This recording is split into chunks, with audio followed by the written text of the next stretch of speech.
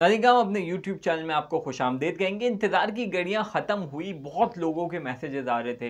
कि अल्ताफ़ हुसैन साहब की जो है वो वफ़ा परस्त जो साथी हैं, क्या वो इलेक्शन में पार्टिसिपेट कर रहे हैं? अगर वो कर रहे हैं तो वो लिस्ट जो है वो कब आएँगी? अब फाइनली वो लिस्ट जो हैं वो आ गई हैं और एमक्यूएम की जो राब्ता कमेटी है, एमक्यूएम लंदन, उसने ऑफ़िशियली अपने पेज पे जो है वो तमाम लोग जो पार्टिसिपेट कर रहे हैं इस इलेक्शन में 8 फ़ैब 2024 को उनके नाम जो हैं वो ज़ाहिर कर दिए। कौमी असेंबली की 27 और 53 सूबाई असेंबली की सीट्स पे जो है वो एमक्यूएम पार्टिसिपेट कर रही है, जिसमें कराची है, हैदराबाद है और भी इलाके हैं सिंध के जहाँ से एमक्यूएम जो है वो पार्टिसिपेट कर रही है। इसके अलावा बलूचिस्तान से भी कुछ आज़ाद उम्मीदवार एमक्यूएम ने खड़े किए हैं, पख्तूनख्वा से भी किए हैं, वहाँ पे अभी जो है वो नाम नहीं आए हैं और लेकिन एक आध दिन में जो है उनके नाम भी आ जाएंगे। और लिस्ट जो है वो उन्होंने उसमें सारी चीज़ें डिफ़ाइन कर दी हैं कि कौन से उनके पीएस के हैं, कौन से उनके एनए के हैं, वो कैंडिडेट्स और उनके सिंबल्स, वो सारी चीज़ें जो है वो उनके पेज पे आपको मिल जाएंगी। तो अब जो है वो मार्का दिलचस्प होता हुआ नज़र आएगा कि एक तरफ एमक्यूएम पाकिस्तान जो है वो पार्टिसिपेट कर रही है और एक तरफ एमक्यूएम लंदन। अब इसका जो नुकसान डेफिनेटली वो किसी को भी नहीं होगा इतना ज़्यादा जितना एमक्यूएम पाकिस्तान को होगा, क्योंकि अल्ताफ़ हुसैन फैक्टर मौजूद है। क्योंकि अल्ताफ़ हुसैन फैक्टर जब बाइकॉट की कॉल देते थे तब भी इलेक्शन में जो है वो काफ़ी नताइज जो हैं वो उस तरीके से लोग नहीं आते थे वोट डालने। इसका मतलब है कि एक वोट बैंक तो मौजूद है, बट इलेक्शन में जीतता वो है ज़्यादातर जो देखा गया है जो अपने वोटर्स को निकाल ले। लेकिन एमक्यूएम लंदन को ये वाली फैसिलिटी हासिल नहीं होगी, क्योंकि जिस तरीके से एमक्यूएम पाकिस्तान काम कर रही है और उस तरीके से तो एमक्यूएम लंदन के लोग नहीं होंगे। और लेकिन फिर भी एक इम्पैक्ट ज़रूर अल्ताफ़ हुसैन साहब जो है उनका नाम बहुत बड़ा है और तकरीबन 3 दिन रह गए और 2 दिन आप लगा लें इलेक्शन की कैंपेन ख़त्म होने में, क्योंकि एक दिन पहले कैंपेन जो है वो ख़त्म करनी होती है इलेक्शन कमीशन के मुताबिक। अब टाइम बहुत कम है और लोगों को पता भी चल जाएगा। एक अहम प्रेस कॉन्फ्रेंस आज जो है वो वफाक अहमद साहब ने भी की और 6 फ़ैब को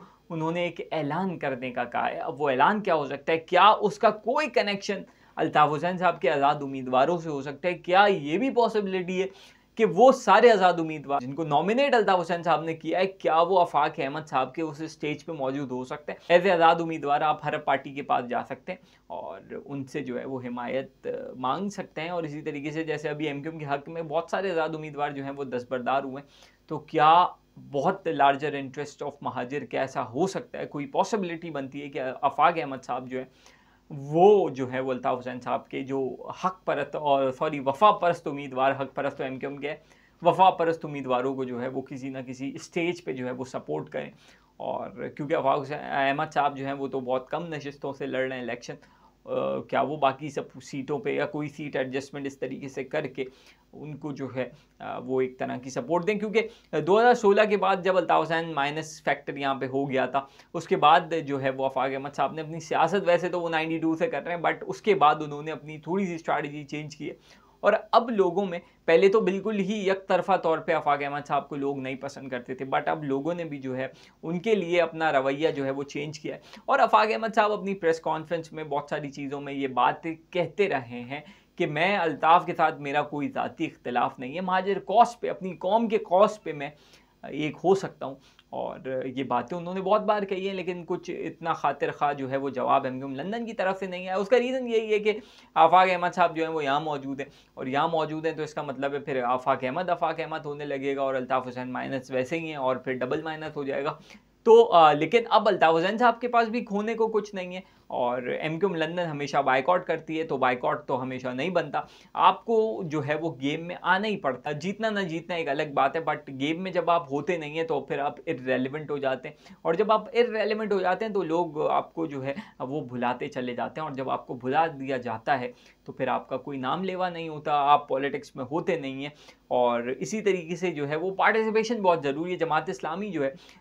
वो हर इलेक्शन लड़ती है। इलेक्टोरल पॉलिटिक्स में जो है वो जमात इस्लामी कोई बहुत ज़्यादा फतूहात हासिल नहीं करती, बट वो हर स्टेज पे मौजूद होती है। इसी तरीके से अल्ताफ़ हुसैन साहब ने भी यही सोचा होगा और कुछ ना कुछ तो सोच के ही उन्होंने इतना बड़ा ऐलान किया है कि अब मैं इंतखाबात में हिस्सा ले रहा हूँ कि पार्टी जो है वो आज़ाद हैसियत में जो है वो हिस्सा ले रही है। तो अब ये देखना होगा क्या वफाक अहमद साहब ऐसे इनको सपोर्ट करते हैं और क्या इलेक्शन अगर ये कुछ सीट्स निकाल लेते हैं तो क्या ये एमक्यूएम हकीकी के नाम से जो है वो असेंबली में जाते हैं। तो ये सारी चीज़ें चीज़ें जो है वो 9 या 10 तारीख को ही क्लियर होंगी, जब रिजल्ट्स आ रहे होंगे और पता चल रहा होगा कौन सी पार्टियां कितनी कितनी सीट्स जो हैं वो जीती। और इसी तरीके से टीएलपी जो है वो भी एमक्यूएम का वोट तोड़ेगी, पीटीआई भी वोट तोड़ेगी, और फिर देखते हैं कि कितना कितना मार्जिन। वैसे अब जो लग यही रहा है कि बहुत कम मार्जिन से जो भी जीतने वाला कैंडिडेट होगा उसका मार्जिन जो है वो बहुत ज़्यादा नहीं होगा। एक और बात अल्ताफ़ हुसैन साहब और आफाक अहमद साहब से लिंक के, आफाक अहमद साहब का कहना है कि महाजिर कॉज पे अगर हम बैठने के लिए तैयार हैं अपनी कौम के वसीतर मफाद में, और उनका ये भी कहना है कि एमक्यूएम मुत्तहदा जो बनी, और मुत्तहदा वो इसलिए बनी कि वो पंजाब में भी जाए, पख्तूनख्वा में भी जाए, बलूचिस्तान में भी जाए, लेकिन आज तक एमक्यूएम कोई भी खातिर खा जो है वो सीट्स वहाँ से जीतने के काबिल नहीं है। तो क्यों ना हम अपने शहरी सिंध में ही जो है वो अपनी एक ऐसी अहमियत बना ले और वहाँ पे हम अपने लोगों को जो है वो बहुत तरीके से फैसिलिटेट कर दें, और उसके बाद फिर हम देखा जाए कि पाकिस्तान जो है वो हमारा है, और उसके बाद जो है वो हम दूसरी जगहों पे जाएं। क्योंकि इस्टेब्लिशमेंट ने यही अल्ताफ़ हुसैन साहब को कहा होगा कि आप महाजिर से जो है वो मुत्तहदा बन जाए, लेकिन इसका कोई फ़ायदा जो है वो नज़र नहीं आया। और यही एमक्यूएम पाकिस्तान जो है उनके लिए भी है कि वो भी मुत्तहदा के नाम से काम कर रही हैं, लेकिन मुत्तहदा महज सिर्फ कराची तक और सिंध के अर्बन एरियाज़ तक ही मौजूद है, और इसके अलावा जो है वो कहीं इस तरीके से एमक्यूएम को वो पजीराई नहीं मिली। एमक्यूएम को क्या, अब आप ये देखें, इमरान खान जो है वो कौमी लीडर हैं, बट अभी जब उन पे बुरा वक्त है तो वो ज़्यादा जो पीटीआई की बेस है वो पख्तूनख्वा है। नवाज शरीफ साहब जो है उनकी ज़्यादा बेस पंजाब है। पीपल्स पार्टी बेनज़ीर के टाइम पे मल्टीपल टाइम्स जो है वो प्राइम मिनिस्टर भी रह चुकी है, लेकिन उनका जो मेन गढ़ है वो सिंध है। इसी तरीके से आफाक अहमद साहब का भी यही कहना है कि महाजिरों का मेन गढ़ जो है वो अर्बन एरियाज़ हैं, शहरी सिंध है, वहाँ पे जो है वो हमारी बुनियादें मजबूत होनी चाहिए, और उसके बाद फिर आगे देखेंगे। अगर हमें यहाँ पे फुर्सत मिल जाती है, यहाँ के सारे मसाइल हम हल कर देते हैं, दैन फिर पूरा पाकिस्तान में देखने में कोई ऐसी चीज़ नहीं है कि हम ना देख पाएँ, लेकिन फ़र्स्ट प्रायोरिटी महाजिर होने चाहिए। तो एमक्यूएम की लिस्ट जो है वो आ गई हैं, और बड़ी दिलचस्प सूरत हाल जो है वो इलेक्शन में होगी, जब अल्ताफ़ हुसैन साहब पे एक तरफ पाबंदी है, तहरीर पे, तस्वीर पे, हर तरीके से पाबंदी है, इसी तरीके से पीटीआई पे भी पाबंदी है, उनके बानी पे भी पाबंदी है, वो भी इलेक्शन में है, अल्ताफ़ हुसैन भी इलेक्शन में है, और भी सारी पार्टीज इलेक्शन में है। तो फिर देखना होगा कि सूरत हाल कितनी दिलचस्प होती है 8 तारीख को जब लोग वोटर निकलते हैं, और क्या उससे पहले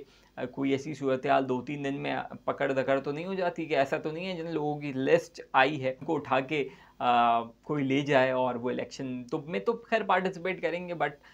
2 दिन भी उनको कैंपेन के ना मिले। तो ये बहुत सारी सूरत हाल है जिस पे लोगों के तज्ज़िये आना शुरू हो जाएंगे, बट इंतज़ार की घड़ियां जो हैं वो ख़त्म हुई। हेलो की आवाज़ तो नहीं आई, लेकिन लिस्ट जो है वो एमक्यूएम लंदन की इंतखाबात में जो लोग पार्टिसिपेट कर रहे हैं उनकी आ गई है। तो इस वीडियो में इतना ही, मिलते हैं अगली वीडियो में, जब तक के लिए अल्लाह हाफ़िज़।